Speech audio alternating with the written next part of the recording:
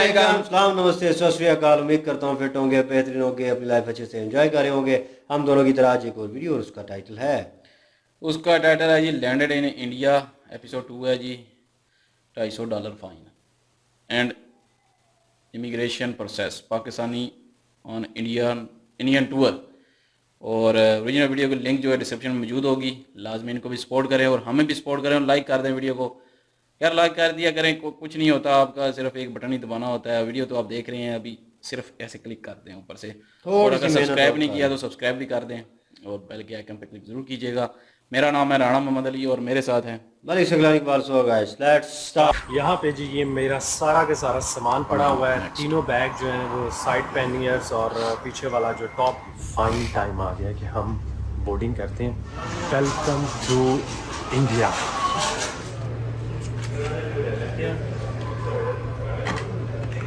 Meaning pros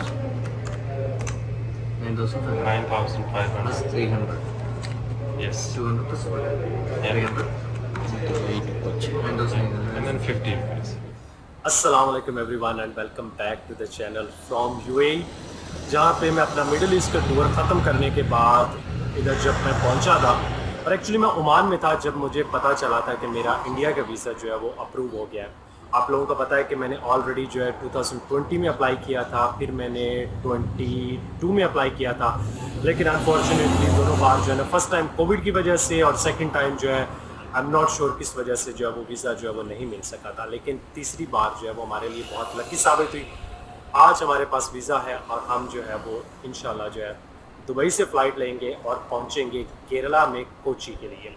क्या तो रात को तकरीबन 9:45 बजे के करीब हमारी फ़्लाइट है। अभी हमारे पास काफ़ी टाइम है, लेकिन इस टाइम को यूटिलाइज़ करते हुए हमने अपने जो सारा सामान है ना उसको अच्छी तरह से पैक करना है।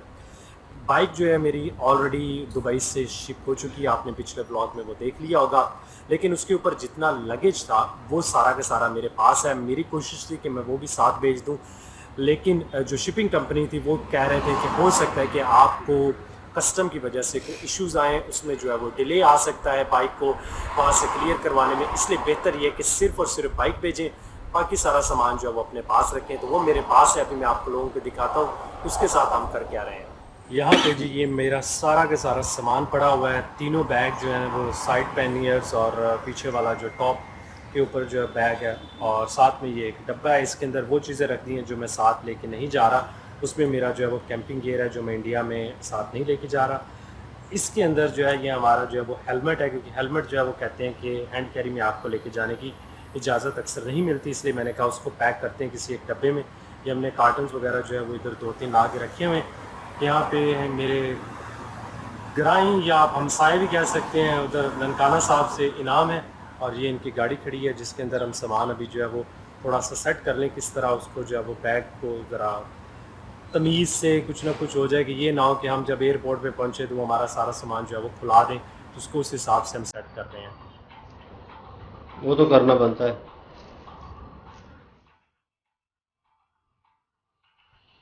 हमारा थोड़ा सा होता है, ये जो कैंपिंग करते हैं ये ट्रैवलर होते हैं, इनका खोल बंद कर, खोल बंद कर। वही तो मैं भी तक ना तो इसको होता है 4 पीस है। 2 घंटे लग जाते हम हैं। लोग यहाँ पे बैग्स को Look at that. जो है वो कामयाब हो चुके हैं, और अब हमारा जितना भी पैकिंग का सामान था वो सारा जो है वो हो गया है। Can you आपको पता है imagine कि मैं सारा अक्सर इसमें जो है आ वो गया। अपनी बाइक की चाबियाँ जो है वो भूल जाता हूँ, तो मुझे किसी ने मशवरा दिया था कि आप एप्पल का जो एयर टैग है ना वो ख़रीद लें। तो मैंने यहाँ से जो है ना वो ले लिया था। तो अभी सलमान भाई आए हैं, इनके थ्रू अमेज़ोन से हमने मंगवाया है। ये आई थिंक इसकी भी ज़रूरत पड़ेगी ना, वो देखिए एयर टैग आता है, उसके साथ कुछ भी नहीं है, तो उसको किसी चीज़ में डालना पड़ेगा और फिर हम जो है अपनी बाइक की चाबियाँ इनमें डाल देंगे और खैर हो जाए। तो अभी इसको भी खोलना पड़ेगा, ये वाला इसको खोल के। चलो सलमान भाई ये तो हम बाद में करेंगे, बहुत शुक्रिया सर। और यहाँ पे अमेज़ोन के थ्रू जो है वो ज़रा आसानी से मिल गया, अदरवाइज़ हमें जाके बाज़ार से ख़रीदना पड़ना था। फाइनली जी हम लोगों ने अपना सामान जो है वो सेट कर लिया, और मुझे लगता है ये कि बाइक पे सामान लेके जाना इजी था बजाय ये जो है ना जहाज़ पे, क्योंकि वो उस हिसाब से जो है ना मेरा अपना सारा सामान जो है वो सेट किया था। हालांकि अभी काफ़ी चीज़ें निकाली हैं, लेकिन बैग्स हमें जो है वो सारे वहाँ पे चाहिए होंगे। और अभी हम लोग जो है मैं और इनाम भाई जा रहे हैं यहाँ से, शारजा से निकल रहे हैं। एक तो मैं आपको बताता चलूँ कि जिस तरह मैंने आपको पहले भी वीडियो में जिक्र किया कि मैंने जो वीज़ा लिया है ये कोई इस तरह अभी प्लान नहीं था, क्योंकि जब मैंने लास्ट टाइम अप्लाई किया था तो मुझे बताया गया था कि 4 महीने का टाइम होता है आपके वीज़ा अप्लाई करने के बाद से वीज़ा इशू होने तक। मैंने सोचा ये था कि ये टूर जैसे मैं मिडल ईस्ट का ख़त्म करूँगा उसके बाद मैं 2-3 महीने गैप लूँगा और फिर जो है वो इंशाल्लाह तब तक वीज़ा भी आ जाएगा। लेकिन आउट ऑफ नो वेयर मैं ओमान में जब बैठा हुआ था तो अचानक से मुझे ईमेल आई कि आपका वीज़ा जो है वो इशू हो गया है। और अब वीज़ा जो है उसकी वैलिडिटी उसी दिन से स्टार्ट हो जाती है जिस दिन आप जो है आपको वीज़ा इशू होता है। लेकिन ये वीज़ा 30 डेज़ का तब स्टार्ट होगा जब आप इंटर हो जाएंगे। 30 डेज़ आपको इंटर होने के लिए मिलते हैं और उसके बाद अगर जिस दिन आप इंटर हो जाएंगे फिर आपको जो है वो 30 डे मिलेंगे। तो मेरे पास जो इंडिया का वीज़ा है वो सिर्फ 30 डेज़ का है अनफॉर्चुनेटली। और आपको पता है कि इंडिया जो है वो बहुत बड़ा है, 30 दिनों में हम हो सकता है कि हार्डली कोई 1-2% देखें, लेकिन वो तो अभी हम जब पहुंचेंगे तो आप लोगों के साथ शेयर करेंगे। गर्मी हमारी फ्लाइट में जी अभी तकरीबन कोई 4 घंटे जो है वो बचे हैं, तो एयरपोर्ट हम जाएंगे। मैंने कहा कि एयरपोर्ट जाने से पहले ज़रा खा लें। आएगा खाना खाने के लिए आज हम किसी पाकिस्तानी रेस्टोरेंट में नहीं आए, क्योंकि मैं काफ़ी दिनों से पाकिस्तानी खाना खा रहा था। हम आए एक अफगानी रेस्टोरेंट में। अच्छा। और हमारे सामने आई है ये इनकी कढ़ाई है, बोनलेस कढ़ाई है। और उसके अलावा हमने साथ में काबुली पुलाव मंगवाया जो कि फेमस होता अभी तक खान दे उम्मीद है कि अभी लेके आ जाते हैं मुझे। अच्छा खाए, मैं उसको नहीं कह रहा। हमारे सामने काबली पुलाव और ये देखिए जी, देखने में तो बहुत ही मज़े का लग रहा है। और साथ में किशमिश काबली पुलाव है जी। काबली पुलाव हमेशा इसके साथ आता है जी बिल्कुल।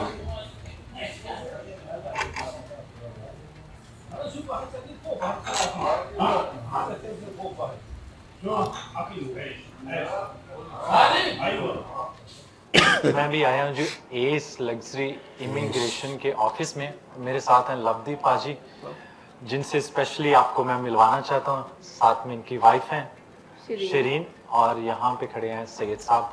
तो ये एक्चुअली आप कह सकते हैं कि एक वो पाकिस्तानी इंडियन कंपनी ऐसी है, क्योंकि यहाँ पे 2 पार्टनर आप लोग हैं।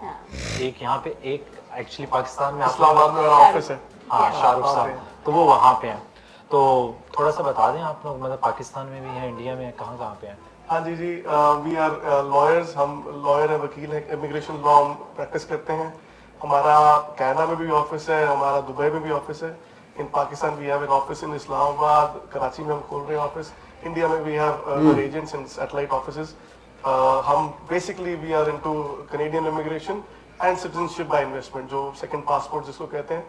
We do all these cases. हम जी at least from 10, 12, 13, 14 countries I believe. So it's a multicultural team. And around how many people? How many people? We are total strength of 60 people. 60 Right people. now you see less. but So I will have just camera around, and so you can see some of them here. He's from my same city in Ankara, Mr. Kamran. Regarding immigration में एक चीज़ clarify करता जाऊँ कि वो लोग जिनका अच्छा business, अच्छा वर्क एक्सपीरियंस है और उनकी ख्वाहिश है कि वो अपनी फैमिली के साथ किसी और मुल्क में जाके सेटल हों, तो ये लोग उन लोगों की हेल्प करते हैं, ना सिर्फ कनाडा बल्कि दुनिया के और मुख्तलिफ मुल्कों में भी सेटल होने के लिए। लेकिन ये लोग कोई स्टूडेंट वीज़ा क्यूरीज़ या नॉर्मल वीज़ा क्यूरीज़ वो हैंडल नहीं करते। तो काइंडली अगर आपको इनकी सर्विसेज में इंटरेस्ट हो तो इस वीडियो की डिस्क्रिप्शन में आपको एक लिंक मिलेगा, उस पर जाके इनसे ज़रूर कांटेक्ट कीजिएगा।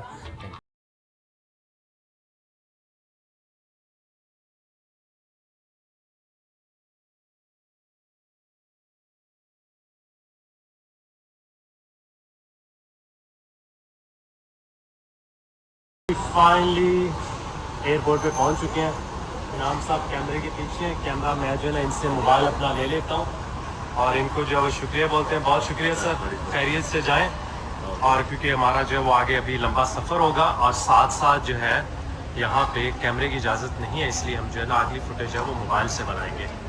हमारी जी फ़्लाइट है टर्मिनल 2 से, और टर्मिनल 2 नहीं है, टर्मिनल 3 एक्चुअली, ये वाला जो जहाँ से मोस्टली जो है वो एमिरेट्स की या सिर्फ और सिर्फ आप कह सकते हैं कि एमिरेट्स की ही फ़्लाइट्स आती हैं। और ये सारा का सारा हमारा सामान है जो हम अपने साथ लेके जा रहे हैं। आपको वैसे दिखाई दें ये बड़ा बॉक्स जो हमने बनाया था और साथ में ये दोनों जो है वो बैग, और ये हम हैंड कैरी सिर्फ ये एक छोटा बैग अपने साथ रखेंगे।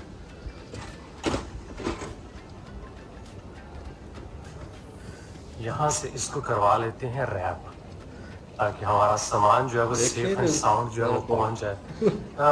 इसे कहते हैं एयरपोर्ट यार। रैप करेंगे? हाँ जी, इनको कर दें और उसको अलग करना है। यहाँ से करना है, उधर से करना है? रैपिंग है। हाँ नहीं, रैप करना है। इसको इसको इसको करें रैप। रैपिंग एरिया ही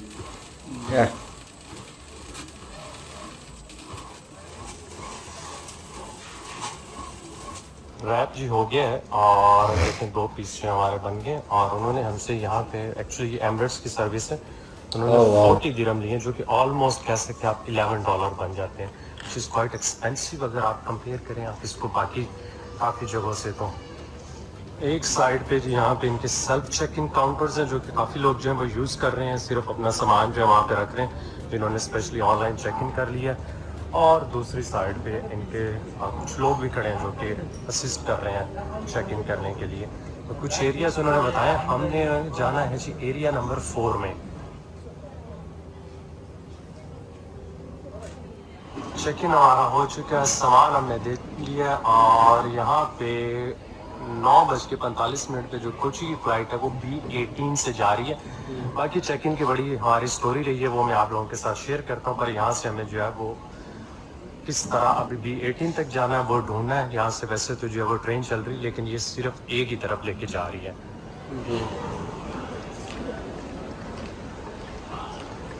और जो लोग दुबई आते हैं और उन्हें बाद में जो है ना वैट रिफंड करवाना, वो बिल्कुल इसके बाद जो है सिक्योरिटी के बाद यहाँ से करवा सकते हैं। हम जो है अभी यहाँ से ये लिफ्ट लेके जाएंगे जी ऊपर B18 की तरफ। गेट हमें जी अपना मिल चुका है, और यहाँ पे क्योंकि फ्लाइट में पूरे 2.25 घंटे हैं, तो मैंने क्या बजाय ये कि गेट पे वेट करें, हम आ गए कोस्टा कॉफ़ी वालों के पास, और साथ जो हमें कॉफ़ी भी मिल गई यहाँ पे, मेरी फेवरेट कैपुचिनो। मैं आपको सुनाता हूँ ये अपनी स्टोरी चेक इन की। मेरे पास जो चेक इन में लगेज अलाउ था वो था 25। मैंने 15 kg जो है वो एक्स्ट्रा परचेज किया, तो 40 kg अलाउ हो गया। मैंने हिसाब लगा, मैंने कहा इतना ही वेट होगा, कितना को और हो जाएगा। तो यहाँ पे जब उसने वेट किया तो वो कहती है कि 820 दिरहम जो है वो ज़्यादा देने हैं, आसान हो रही है अभी।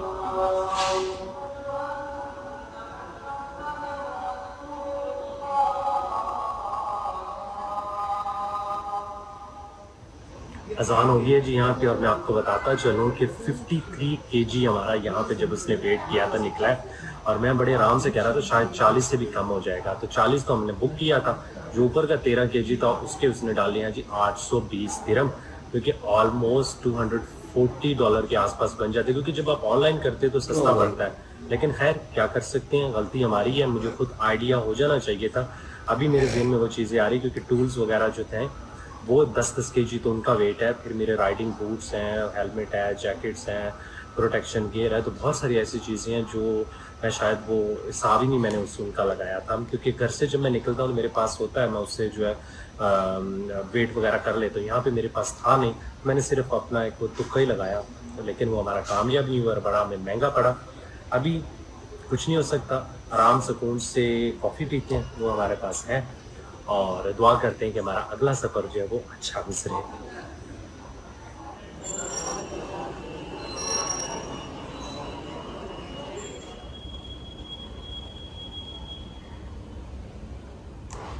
सो जी फाइनली टाइम आ गया कि हम बोर्डिंग करते हैं, और बिल्कुल एग्जैक्ट टाइम पे जो है ना हमारी फ़्लाइट मुझे लगता है कि आज यहाँ से निकल जाएगी, क्योंकि टाइम के साथ साथ ही जो है वो सब चल रहा है।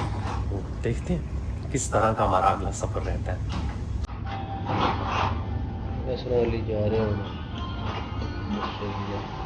तेरी है।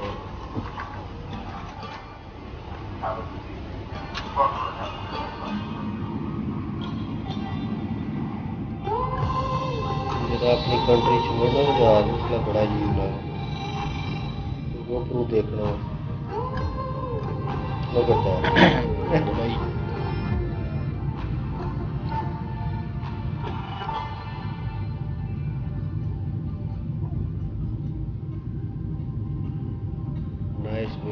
किसी वक्त ये सहरा होता था। देख ले अगले बात करते देख हैं। लो फिर।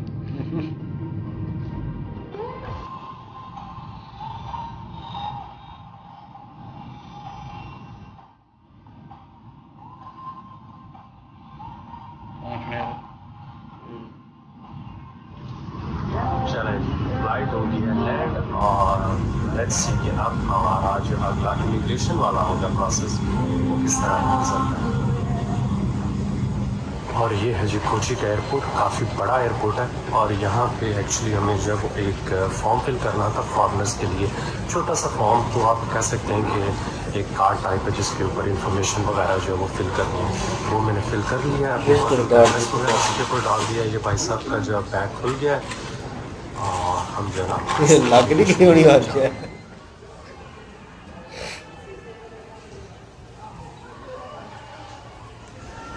Welcome to India. ऑनेस्टली मेरे पास अल्फाज नहीं कि मैं अभी जो है वो किस तरह अपनी एक्साइटमेंट जो है ना उसको आपके साथ जो है वो शेयर कर सकूं। जब मैं इमिग्रेशन पे पहुंचा था तो मुझे लग रहा था यार अल्लाह कुछ ओरिजिन की वजह से ना मसले ना करते हैं, लेकिन मुझे कह सकते हैं कि वन ऑफ दी नाइसेस्ट गाय जो आपके साथ बैठ के जिसने जो है वो जो भी क्वेश्चनिंग वगैरह की थी वो मैं आपको थोड़ी सी बाद में डिटेल में बताऊंगा। अभी हम लोग इनकी ड्यूटी फ्री शॉप से वो गुजर रहे हैं और सामने जाके अपना लगेज कलेक्ट करते हैं और फिर देखते हैं कि हमारा अगला सफ़र कैसे जाता है। चेहरे से आप मेरे देख रहे हैं कि कितनी खुशी हो रही है और उसकी रीज़न आई थिंक बताने की ज़रूरत ही नहीं है। और यहाँ पे आएगा जी हमारा लगेज। काफ़ी ज़्यादा रश है क्योंकि बड़ी फ्लाइट थी। इधर साथ में पीछे और दूसरी भी 2-3 फ्लाइट्स आई हुई हैं, तो सारी जो है ना ऑलमोस्ट सेम टाइम पे यहाँ पे जो है ना वो लैंडिंग हुई है। शारजा से है, दुबई से 1-2 और हैं और ये अभी देखते हैं कि कितना टाइम हमें जो है वो यहाँ पे लगता है। होपफुली जल्दी आ जाएगा सामान। हमारा जी लगेज आ गया और हार्डली हमें यहाँ पे सारे प्रोसेस के अंदर को आधा घंटा लगा है मेरे ख्याल से। हम यहाँ से ऑलमोस्ट जो है वो फारिग हो चुके हैं, तो अभी हम निकलते हैं आगे की तरफ जाएंगे। और यहाँ पे मैं मनी एक्सचेंज के पास आए क्योंकि मेरे पास इंडियन रुपीज़ जो है वो नहीं है और Nidin is trying to help me. मेरे पास कुछ माली रियाल थे तो मैंने 50 माली रियाल जो है वो यहाँ पे एक्सचेंज करवाएँ और उसके मुझे अराउंड जो है वो 10,000 इंडियन रुपीज़ मिल जाएंगे क्योंकि माली रियाल जो है वो काफ़ी आई थिंक 125 जो है वो US डॉलर बन जाते हैं। तो इनसे हम एक्सचेंज करवाते हैं और उसके बाद जो है ये सामने जो आप देख रहे हैं ना यहाँ से हमें जो है वो टैक्सी मिल जाएगी। ये टैक्सी लेते हैं हम लोग। So now Nitin is giving me around 10,000 Indian rupees. Thank you very much. So I have to sign it.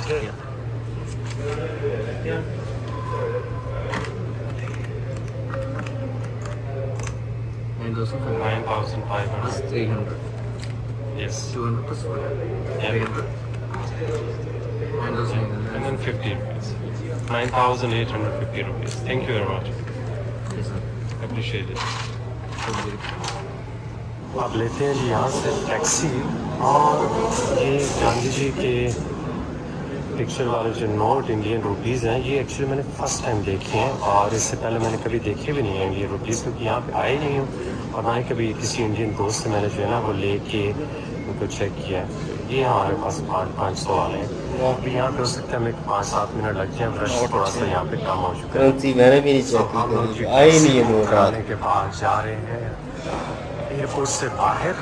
वैसे तो यहाँ पे भी ATM लगी हुई थी, यहाँ से निकलवा भी सकता था क्रेडिट कार्ड से, लेकिन मुझे आइडिया नहीं जिससे मैंने मनी एक्सचेंज बाहर जा रहा है। तो अभी जाके हमने बाहर टैक्सी ढूंढनी है। ये इस तरह का एक जो है उन्होंने फॉर्म दिया है जिसके ऊपर टैक्सी हमारी बुक हो गई है और इसके उन्होंने हमसे लिए हैं यहाँ पे ऑलमोस्ट $15, तकरीबन 1,250 इंडियन रुपीज़ बन जाते हैं। और ये है जी हमारी टैक्सी जिसमें अपना सामान हमने रख लिया। तो आगे बैठ के मैं एक्चुअली जो वो गलत साइड पे जा रहा था क्योंकि यहाँ पे जो है ना पाकिस्तान वाली साइड ही जो है ना वो ड्राइव होती है।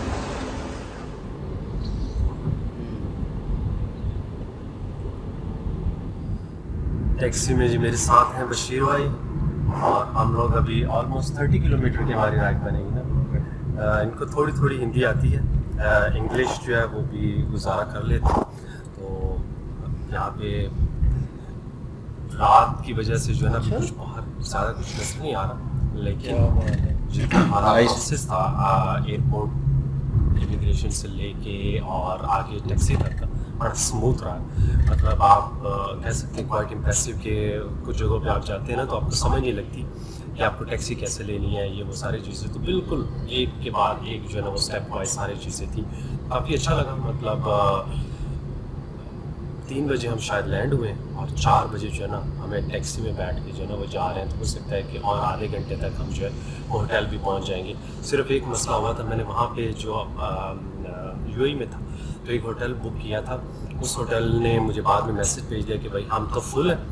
तो वो उनके सिस्टम में एरर थी तो वो फिर उन्होंने कैंसिल कर दिया। अभी मैंने दोबारा एक होटल बुक किया, हमें जो अपना होटल मिल गया और बिल्कुल होटल के सामने जो है यहाँ पर देखिए कितने खूबसूरत जो है वो फूलों के स्टॉल लगा हुआ है। सुबह सुबह जो है ना अभी फजर का ऑलमोस्ट यहाँ पे टाइम है और ये है जी हमारा होटल। अभी चलते हैं अंदर होटल की तरफ ही और हमने होटल में चेक इन कर लिया है जी। ये है जी हमारा रूम, काफ़ी खूबसूरत और डबल बेड वाला देखने में तो पहली नज़र में काफ़ी अच्छा लग रहा है। छोटा सा रूम है लेकिन सिंगल बंदा है। इधर जो है हो गई डबल, अब क्या अच्छा करें। लग रहा है, डिसेंट है, काफ़ी अच्छा है।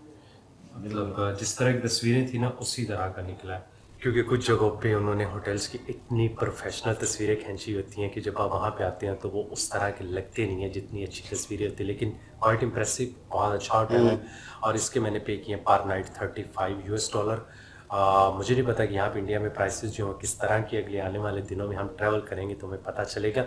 लेकिन क्योंकि पहले दिन जब आप जाते हैं तो इमिग्रेशन वाले जो है ना वो अक्सर आपसे होटल की बुकिंग जो है वो मांगते होते हैं, इसलिए ज़रूरी होता है कि ऑनलाइन बंदा बुकिंग जो है वो करके ही जाए। इसलिए मैंने ये की और इमिग्रेशन पे उन्होंने मुझसे पूछा भी और वो एक जो छोटा सा उन्होंने पेज दिया था फ़्लाइट में ही, उसके ऊपर भी उन्होंने एड्रेस मांगा था, तो वो फिल आउट करना जो है वो ज़रूरी है। बाकी ओवरऑल मेरा एक्सपीरियंस जो है वो बहुत अच्छा रहा। बहुत ज़्यादा क्वेश्चनिंग नहीं की, उन्होंने तकरीबन कुछ 10 मिनट का इंटरव्यू लिया होगा और उसमें पहले तो सो उनका था क्योंकि हम लगते तो सारे एक जैसे ही हैं, तो मुझे कहते हैं कि आप इंडियन हैं। मैंने कहा कि नहीं। फिर उसने कहा कि पाकिस्तानी ओरिजिन। मैंने कहा जी बिल्कुल मेरा पाकिस्तानी ओरिजिन है। ननकाना साहब का नाम लिखा हुआ था पासपोर्ट के ऊपर, जर्मन के ऊपर जो आपकी प्लेस ऑफ बर्थ होती है।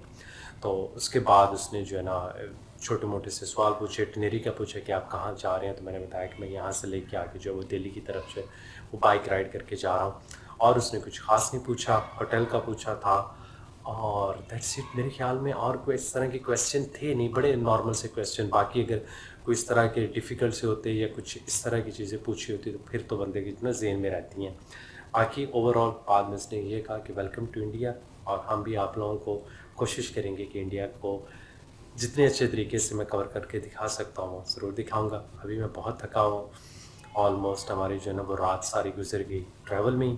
आराम से कुछ घंटे रेस्ट करते हैं और नेक्स्ट ब्लॉग में हमने जाके अपनी बाइक पिक करनी है। तो उम्मीद करते हैं कि वो भी हमारा जो सफ़र और वो भी हमारा जो प्रोसेस है वो इजी रहेगा। तो हमें याद रखिएगा, लाइक सब्सक्राइब और शेयर का बटन दबाना ना भूलिएगा। अल्लाह हाफिज़। जी बिल्कुल। जी सलाम भाई। मैं कहूँगा जी शॉर्ट सा व्लॉग नहीं था काफ़ी लंबा था, लेकिन यह है कि उन्होंने फुल डिटेल में बताया और वो जो एक्सप्रेशन वो दे रहे थे, वो जो खुशी थी उनके चेहरे पे जब वो इंटर हुए हैं, तो वो देखने लायक थी और वो प्राइसलेस थी, नो डाउट। और क्योंकि बंदा एक ट्रैवल करता है, जैसे उन्होंने करेंसी पकड़ी है अपने हाथ में, इंडियन करेंसी, तो हमने कभी नहीं पकड़ी, को आया ही नहीं है नोट ऐसा कि यार किसी ने शो करवाया यार ये इंडियन करेंसी है। और लेकिन यह है कि वहीं पे जाके नोट चेंज करवाना और फिर उसके बाद आपको पता है कि आप इंडिया में हो और उन लोगों को देखना, फिर क्योंकि लोग एक्सप्लोर करते हैं लोगों को भी, और फिर देखना कि यार ये भी इंडियन है, अच्छा यार इनको हम देखते थे यार, कभी हम साया बोलक है जनाब, हम कभी कहे नहीं है, लेकिन ये कभी कभार टीवी पे देख लिया। तो सोशल मीडिया का दौर है, लोगों को देखते हैं, लेकिन फिर लोगों में वो बात करके इंटरेक्ट करके ये चीज़ अक्स करते हैं कि निकालते हैं कि यार ये लोग कैसे हैं, हमने जैसे सोचा है हमारे जहन के मुताबिक हैं या नहीं है। तो कई बार आपके जहन के मुताबिक पूरा भी नहीं उतरते, लेकिन यह है कि लोग जो हैं वो अच्छे हैं काफ़ी, नो डाउट, बिल्कुल, क्योंकि सेम टू सेम ही है। और वो इमिग्रेशन जिन्होंने सवाल किए हैं इनसे, सिक्योरिटी वालों ने, उन्होंने भी मेरे ख्याल में वो इनको देखा है तो उनको भी लगे इंडियन ही है।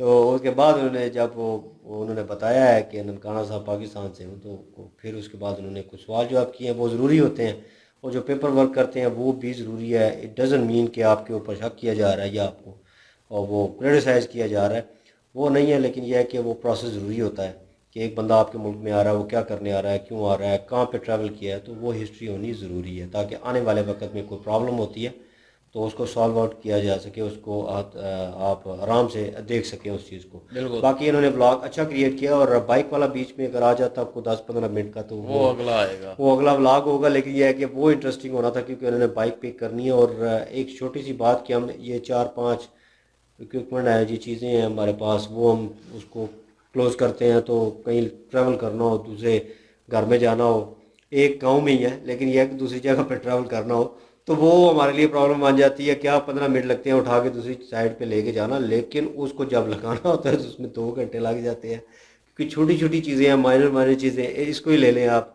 तो ये एडजस्टमेंट करनी पड़ती है। और कहाँ पे लगाना, क्या करना है, फिर चीज़ें वैसे नहीं होगी, फिर माहौल नहीं होगा, फिर एक दिमाग ख़राब हुआ पड़ा होता है। तो वो उन्होंने वहाँ पे वो जो खलार डाला हुआ था ना इतना, उसको उन्होंने क्लोज़ किया और एक ही बैग में क्लोज़ कर दिया। तो मैं अली भाई को कह रहा था कि देख ले इस तरह क्लोज़ करते हैं, हमारे पास 4 चीज़ें हैं और भाई साहब के पास पता नहीं कितनी चीज़ें हैं, ऊपर से बाइक भी उसने बुक करके भेजी हुई है ऊपर से केले। सिंगल, वो जीप सी वो टेंशन। दूसरा बंदा हो तो चलो कुछ ना कुछ वो बंदा संभाल लेता है उसके साथ, चलो यार मुझसे मिसिंग हो गया तो अली भाई कहेंगे यार फलां चीज़ मिसिंग है, वो भी लेनी है, वो भी करना है, वो भी देख लेते हैं, तो एक सहारा हो जाता है। लेकिन सिंगल वे ट्रैवल करना हो सकता है उन्होंने मे भी हो सकता है उन्होंने सिंगल ही वो बता रहे हैं जैसे उन्होंने सिंगल ही सिंगल है। अप्लाई किया है। लेकिन लेकिन जब डबल बेड वाला रूम लिया है तो मुझे शक पड़ रहा है कि साथ कोई है उनके। हाँ ना, तुमने कहा था तो मुझे ज़हन में एकदम डाउट आ गया, मैंने कहा है नहीं यार अकेले ही घूम रहा बैठे है। थे अकेले ही थे, किसी को हो दिखाया भी सकता है, नहीं मैंने है। कहा इंडिया में वो जो जैसे लोगों के साथ गपशप होती है, दोस्त यार होते हैं, तो वहाँ पे कोई ब्लॉगर हो, कोई ट्रैवलर हो जो जिन्होंने इनके साथ बाइक पे ट्रैवल करना नहीं। हो सकता है मे भी वो इस तरह मुझे लग रहा था जैसे वो बेड उन्होंने डबल दिखाया है। तो बहरहाल इस पे बहुत फनी बात है लेकिन मैं करना नहीं चाहता और ऑन एयर तो बिल्कुल नहीं करूँगा। So leave it. ज़बरदस्त व्लॉग था, मज़ा आया देख के। व्लॉग वाकई अच्छा था और मज़ा आ गया व्लॉग देख के। और वाकई उनको देख के खुशी हुई, वो जब उनको खुशी हो रही थी कि जब इंडिया में गए और वो अपने जज्बात कंट्रोल मतलब कर रहे थे क्योंकि ज़ाहिर है लोगों हो में नहीं थे, रहे थे। जूम में थे, तो वो खुशी अंदर से निकल भी रही थी, वो चेहरे से नज़र भी आ रहा था। इतनी खुशी यहाँ पे वही लगता है। वही लगता था।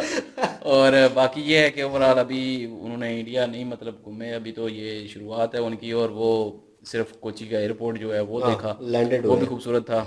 और उसके बाद वो जो ब्रिज आया था बीच में उन्होंने वो दिखाया था, वो बहुत प्यारा लगा मुझे ब्रिज जो था हाँ, वो एयरपोर्ट का एरिया एयरपोर्ट था। से बाहर निकलते वक्त। बिल्कुल।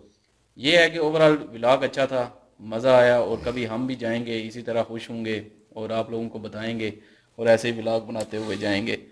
तो ज़रूर एक दिन ऐसा आएगा कि हम जाएंगे अलग ही इंशाल्लाह। एक्सपीरियंस होगा, और यकीन बाकी ये है मानो। कि अलग ओवरऑल वीडियो अच्छी एक्सपीरियंस थी, होगा। मज़ा आया वीडियो देखे, एंजॉय किया। बिल्कुल। आई होप आपने हमारे साथ एंजॉय किया होगा। अगर एंजॉय किया तो लाइक कर देना, किधर जा रहे हैं, ठोको कर दें। लाइक, ठोको और सब्सक्राइब ठोको। कर दें। इंशाल्लाह जी। अगली वीडियो के साथ फिर हाजिर होते हैं। अपना ख्याल रखिएगा, दुआओं में याद रखें। तब तक के लिए अल्लाह हाफिज, पीस।